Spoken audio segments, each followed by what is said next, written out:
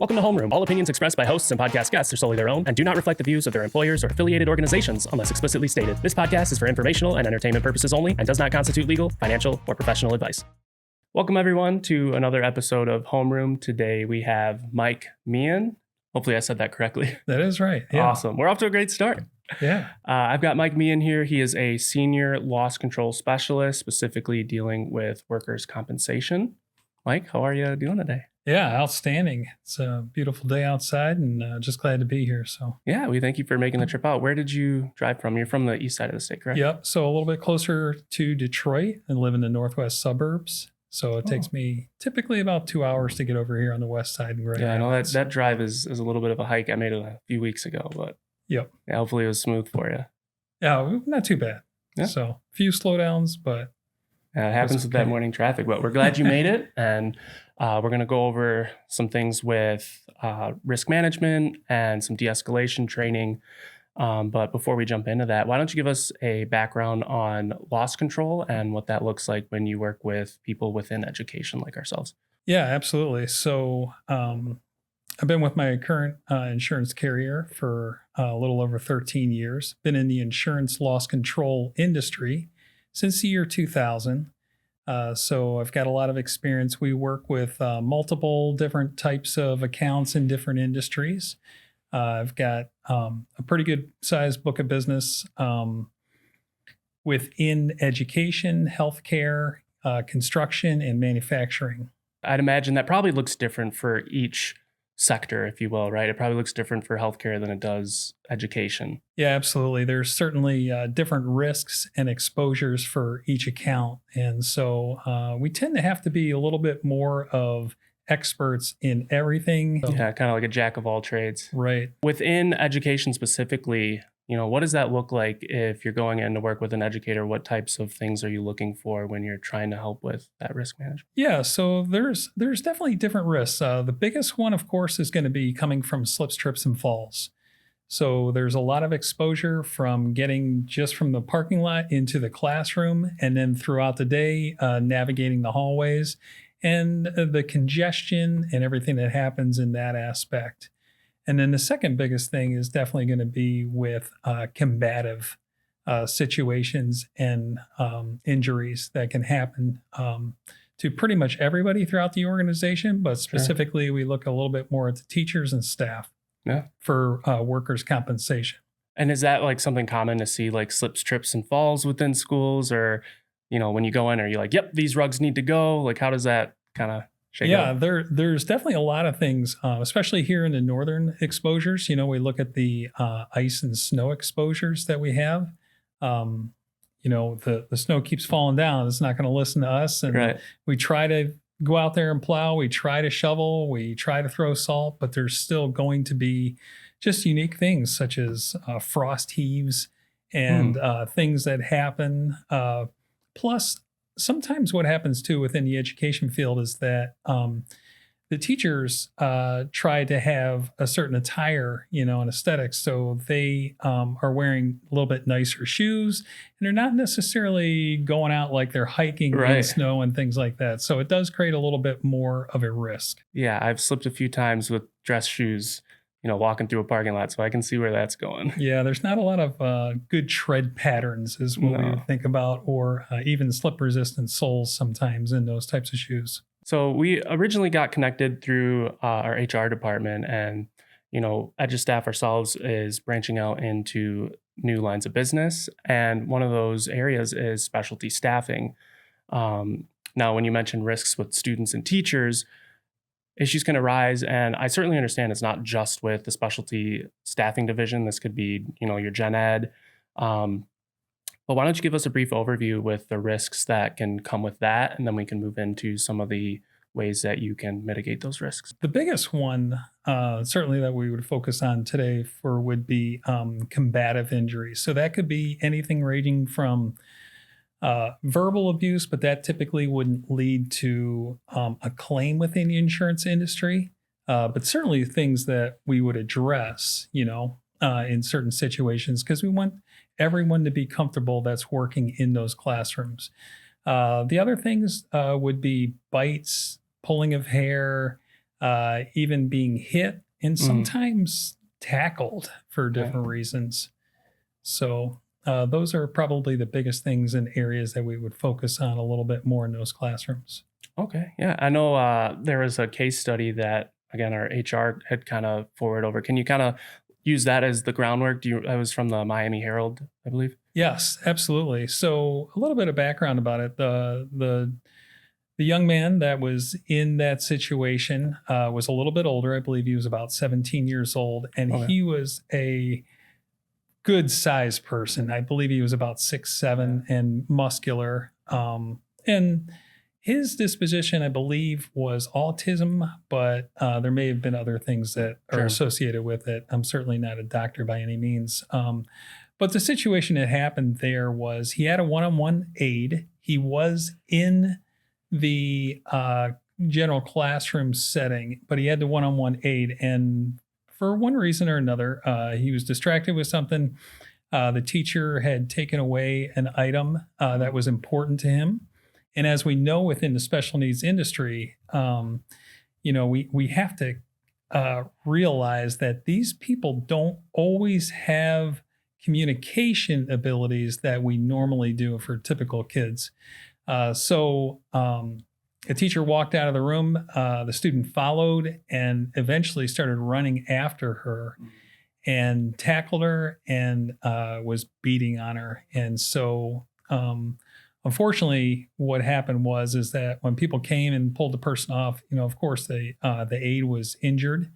I don't know the extent of the injuries, but it turned out to be a suit that came against the young man was arrested Mm, and eventually went to jail for the incident. yeah. So fortunately, it's uncommon. And Right. the other thing is too is that we don't always have that severe of loss for Right. that industry. So Yeah. And I know even when I was in school, I saw some pretty heated moments if a teacher took a student's cell phone or just taking something that belongs to someone, that can be triggering for lack of a better word. right. Given the groundwork, let's go into some of the practical strategies that educators could use for de escalation. I have a list here and we can run down them if that's all right with you. Yeah, absolutely. All right. So, first I have is what is the importance of an independent development plan and how can that be used to make sure we're appropriately prepared for any issues that could arise there? Yeah. So typically in these classrooms, very typical for every educational setting, everybody's going to have an IDP, as you mentioned. And within that information, along with other areas that we can gain knowledge, especially for stepping in a temporary setting, for temp coming into the school, Yeah. we want to gain as much knowledge as we can about the individuals that are in the classroom. The biggest focus, of course, is going to be determining trigger points. Mhm. And we want to come in with good knowledge of how to protect ourselves and keep ourselves safe. And we can do that with some very simple techniques. With the situation that occurred in the Miami Herald, that was a one on one. So, can you cover some of the risks that might be associated working one on one with someone? Yeah. So, one of the suggestions that I give to my customers a lot of times is to make sure you are never working alone. You always want to be in some kind of group setting where there's either other educators in the room or people nearby. A lot of schools now, of course, have support with security and different functions. And if they can be at least within earshot, we have the ability to reach out and call on somebody.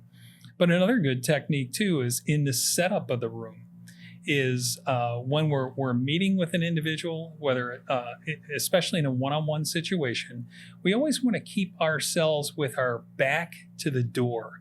And so what I mean by that is the student's going to be furthest from the door, and then we're going to be a little bit closer in every situation. And that way, if for whatever reason you identify a behavior that's going to be unwelcoming and might lead to an injury, we always have the ability to get to that door and either call somebody. Of course, we typically would have maybe either a cell phone nearby. A lot of schools might have intercom systems. Hmm. And then, of course, first of all, is just the verbal command that you need just a little bit of help. Sure. One of the things Julie had mentioned in the presentation that she saw was CPI. I believe that's crisis prevention. That's correct. Okay. Why don't you give us a brief overview of what that looks like in this de-escalation space? Yeah. So, like you said, there's actually a couple of programs out there that are very popular. CPI is probably the most popular one that's out there, and it's specifically to teach people on how to de-escalate a situation. Now, I probably can't go into all the details, of Sure. course, because this is a long course. But I would say of all the nonprofits, I work also with nonprofit organizations throughout Detroit and Wayne County. I also work with other settings such as autism awareness and Okay. counseling organizations.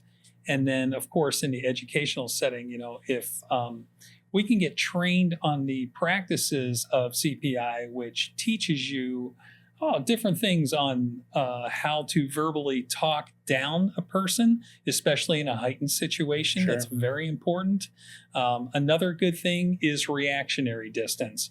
So a good example is us. We're sitting about 4 or 5, maybe 6 feet apart right now. Huh. Might be a little bit challenging with this type of distance with in the educational setting, because we want to be a little bit closer, just Yeah. like the table we have in front of us. But at the same time, if we read notes about the students that are in the classrooms, or we have those IDPs, and we know that there's a perception of they may react out Right. at any time, we do want to keep that reactionary distance. So that reactionary distance is really going to be about arm length away, Okay. and then maybe another foot added onto that, because if this person reaches out Yeah. for whatever reason to strike, we have the ability to pull back, and that strike could either be minimized or completely avoided. Okay. Yeah, I'm kind of seeing how those parts come together where, if you're either backs to the door, you keep that space from you. It's just in the event that something might arise, you kind of have those options to move about and make sure everyone in the room is as safe as can be. Yeah, that's correct. Yeah. And I've learned a lot of good things even through, there's a couple of outstanding teachers, educators in the Metro Detroit area that teach courses. And I took a course at the Michigan Safety Conference on de-escalation, and learned a lot of really good techniques on how to specifically talk people down, and also not giving a standoff approach, like I don't want to be the aggressor Right. in my situation, and I want to also identify triggers. Right. Yeah. And that's why, the reporting and, all of education is so important. So if a teacher's to step out and you do have a fill in, these people understand, the history and areas that they need to be aware of. Exactly. The next one on my list is quality behavior solutions. Could you tell me a little bit about that? Yeah, QBS is very similar to CPI. It's just another organization that puts out information.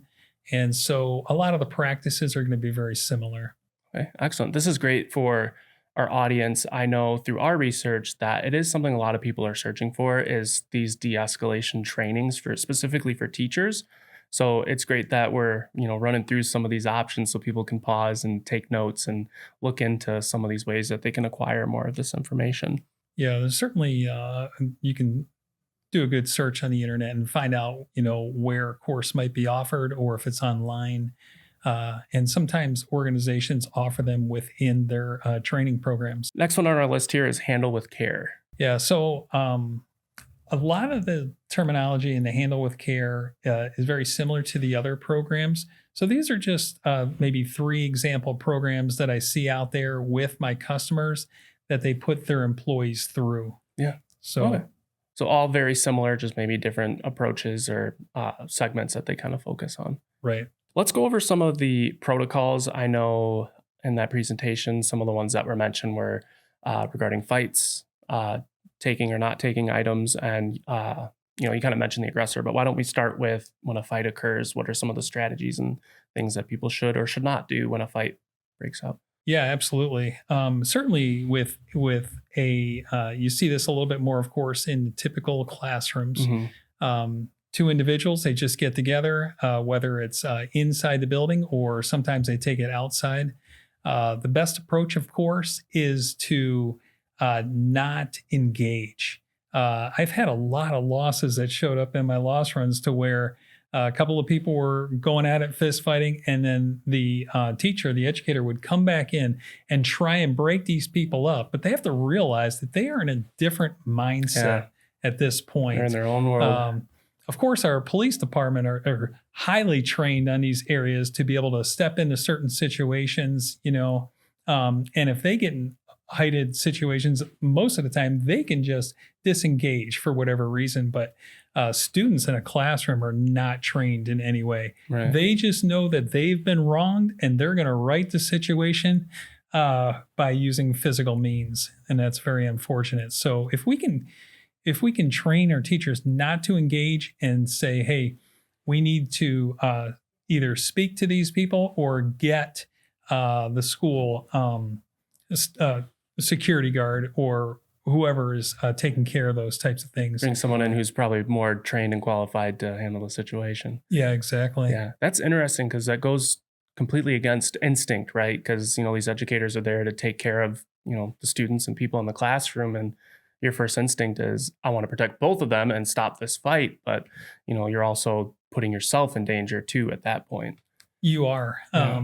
And unfortunately, I've seen a lot of accidents come or injuries come from this particular situation, because the argument that I get that comes back to me is that, well, they're going to hurt themselves or they're going to get hurt. Well, at the same time, you're going to get injured yourself. Now, there are situations, of course, and there are going to be unique to where someone whom is much smaller or could severely get hurt Right. by a much larger person. And that might be a situation where you might have to use your better judgment and engage. Yeah. But That's unfortunate that those situations can arise, but that's why we have you here, is because if they arise, we need to make sure all of our educators are as well equipped to handle something that shows up in the classroom. right. So you had mentioned earlier when you're looking at your loss runs that these altercations or fights is something you see quite common. Is there anything else that appears common within education, or is that like number one there? Like I mentioned earlier, the number one loss that I see within the educational setting is probably more from slips, trips, and falls. And there's a lot of stuff that we can do to help prevent those things from happening. But unfortunately, with combative situations, there certainly can be a frequency. I can tell you that if we can keep ourselves from not engaging in some of these fights that are happening, if there is something big that's going on and it could lead to a severe injury for either the people that are fighting or the surrounding population, that's when we absolutely have to go and get help. And so we want to break these things up and keep them down as much as possible, because we don't want to injure ourselves anytime engaging in something like that. That is great information for people to kind of at least start with if they're unfamiliar. Again, from our research, I know that it is something that people are actively searching for, is these de-escalation training and techniques that people can use to better keep themselves safe, but also everyone in the classrooms. As educators, that's the number one goal, right? Is to provide for your students, and being equipped with these is the best way to make sure everyone is as safe as possible. It's a productive learning environment, and that's what we're here to do, right? In education, is make sure everyone is well kept and looked after. Right. And we really want to get as good as possible at identifying triggers. So triggers can be a number of different things that happen within the classroom. And it depends on the disposition or the disability of the individual that could be affected. It could be from lighting situations. It could be from loud noises. It could be from even a new person stepping into that role. And so they don't know that person, they're uncomfortable. And so that could set off triggers. But um, the, it could be from simple things such as hunger.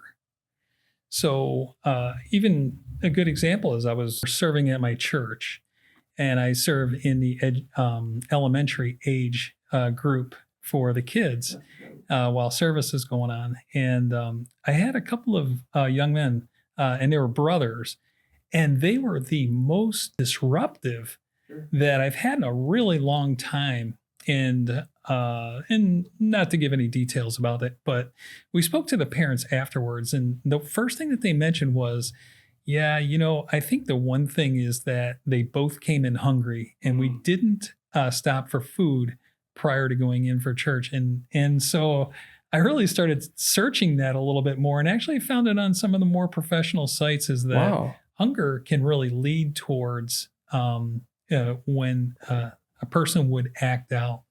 And so then there's other aspects such as mental fatigue, physical fatigue, and we don't know what happened prior to that student coming in for the day.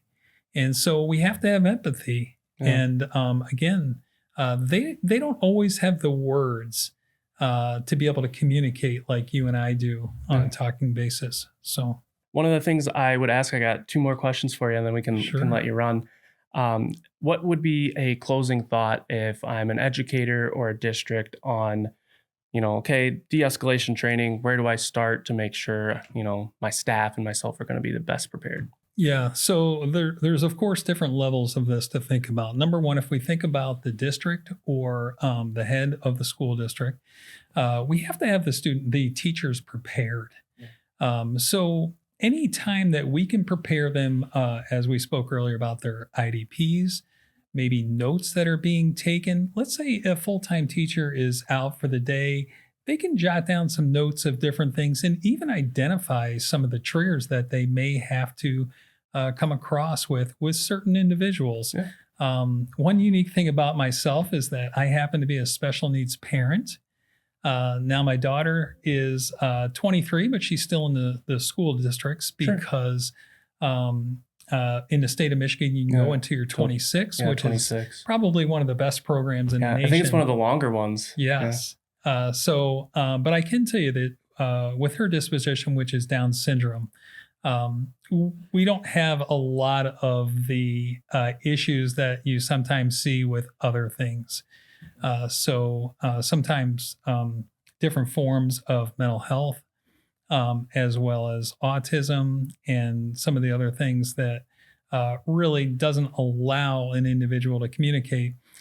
If those districts can teach, even a teacher coming in for the day, if we can give them just a little bit of background on what to expect, and remind them of some of the simple techniques that we talked about earlier, such as reactionary distance, such as de-escalation techniques.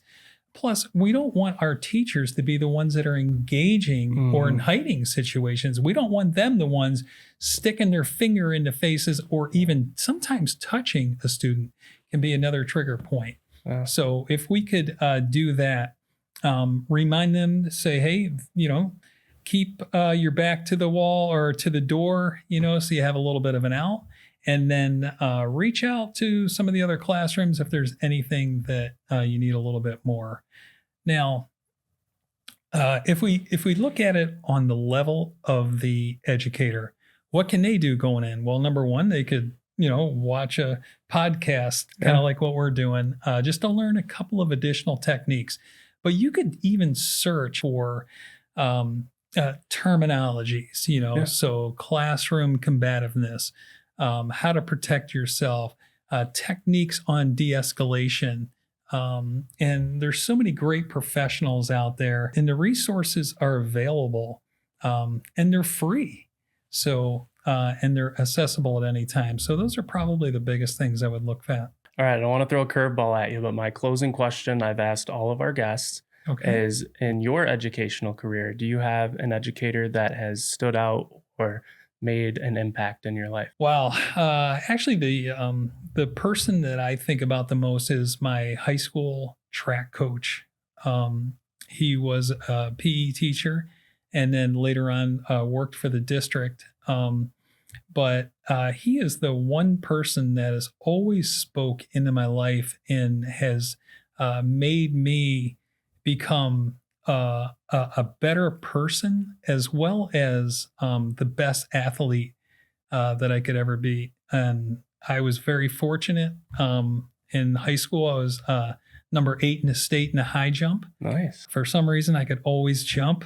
And then went on to compete in college at Eastern Michigan University, and then transferred and graduated at Idaho State University. Oh, And by the time I got to Idaho State, I ended up coaching track there just for as an assistant, and that was definitely led from some of the things that were invested in me yeah. from this person. That's one of my favorite questions to ask because every educator has the chance and ability to make an impact on someone's life. And every time I hear someone's response, I'm like, you never know how much impact you could be making on a student. And it is Absolutely. incredible.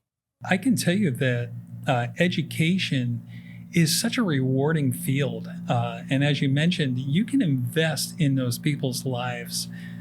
So it really is something that you can do that is very rewarding and is a wonderful career. Absolutely. Certainly, as a loss control professional in the insurance industry, I appreciate everything you guys are doing to educate the people that are going to the field. Because first and foremost, as a safety person, my number one goal is just to keep everybody from getting injured, and they can enjoy their career for as long as possible. That is amazing. Well, Mike, thank you so much for joining us here at EduStaff, and maybe we'll see you here again soon. Absolutely. All right, take care. Thank you.